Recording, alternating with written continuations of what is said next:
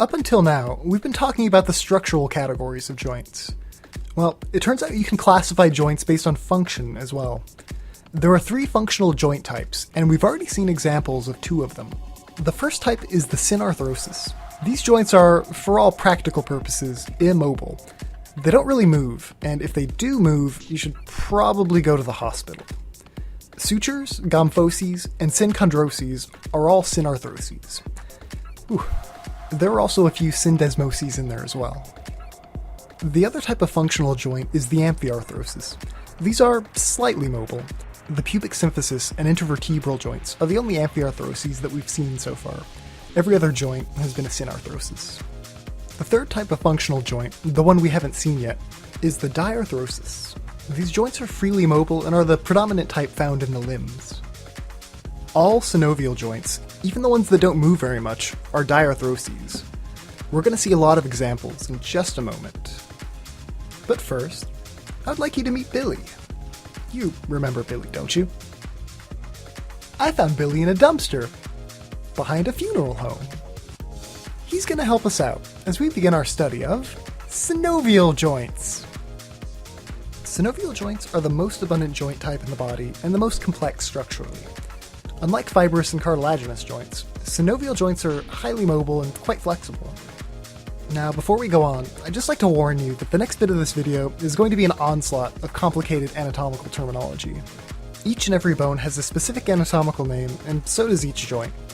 We'll focus on bones in another video, but you should get a pretty good overview of them just by learning about the joints. Now, it may be a bit overwhelming at first, but don't worry. You can always hit the pause button, take a deep breath, hop on Wikipedia, and then pick back up when you're not teetering on the brink of a breakdown. Take a look at this diagram of a synovial joint. As you can see, there's a lot going on inside. Synovial joints have several unique characteristics.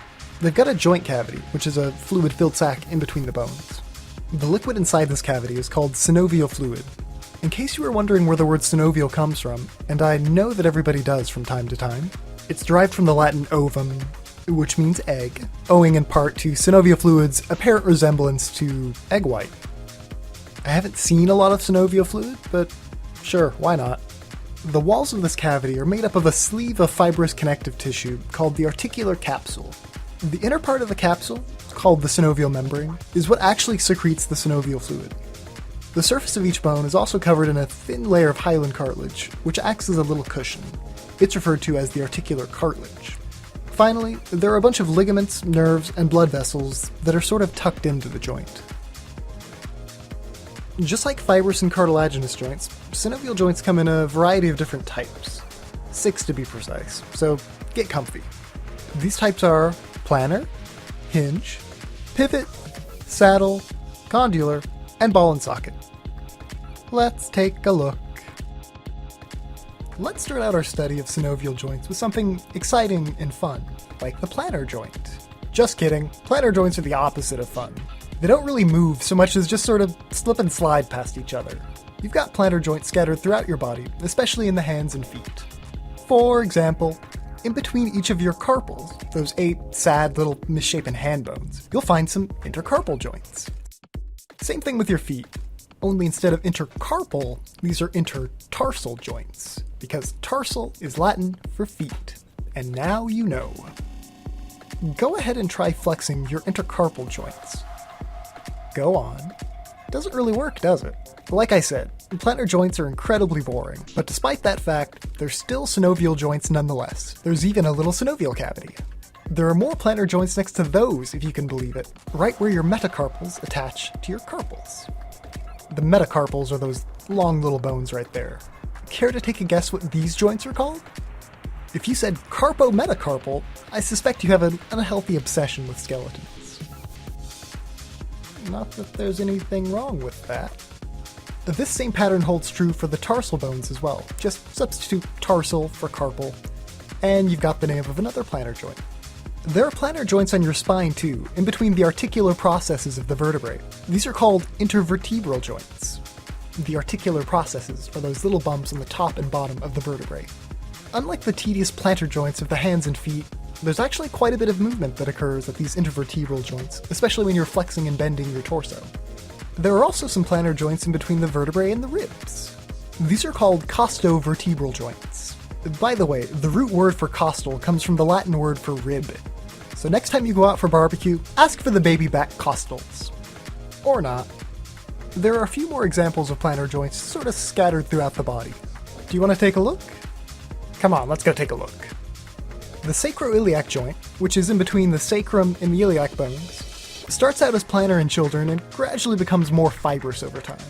There's also a weird little joint near your shoulder that connects the scapula to the clavicle, the so-called acromioclavicular joint. Believe it or not, this is actually a little tiny plantar synovial joint. So are the sternocostal joints, which are located between the ribs and the sternum. They're all plantar except for the first pair of ribs, which, if you can remember all the way back to the last video, is actually a synchondrosis, not a synovial joint. The next type of synovial joint is the hinge joint. I bet you can't guess what hinge joints look like. I'll give you a hint. They're kind of hingy, sort of like a hinge. Your elbow is a good example of one of these joints. By the way, if you want to get technical, and I have a feeling that you do, the specific name for this articulation is the humero-ulnar joint, because it's made up of the humerus and the ulna. As you've probably noticed, hinge joints are fairly mobile, certainly more so than plantar joints. But they can only move back and forth. If your arm moves sideways at the elbow, you probably need to go to the hospital. For this reason, hinge joints are said to be uniaxial, meaning that they have one axis of movement. This back and forth motion is called flexion and extension. Flexion is a bending movement that brings the bones closer together, decreasing the angle at the joint. Extension is the opposite movement. Extension makes the bones further apart, which increases the angle of the joint. Other examples of hinge joints can be found in your fingers and toes. These are collectively called interphalangeal joints. They're hinge joints, so they have movement only on a single axis, which is apparent when you flex and extend your fingers. As you can see, you can only bend your fingers in one direction. The temporomandibular joint is a special sort of hinge joint. It has more freedom of movement than the other hinge joints we've looked at so far.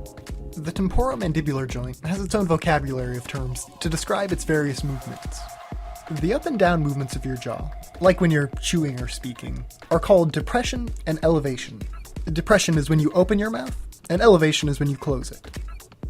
You can also bring your jaw forward, which is called protraction, and then bring it back, which is retraction.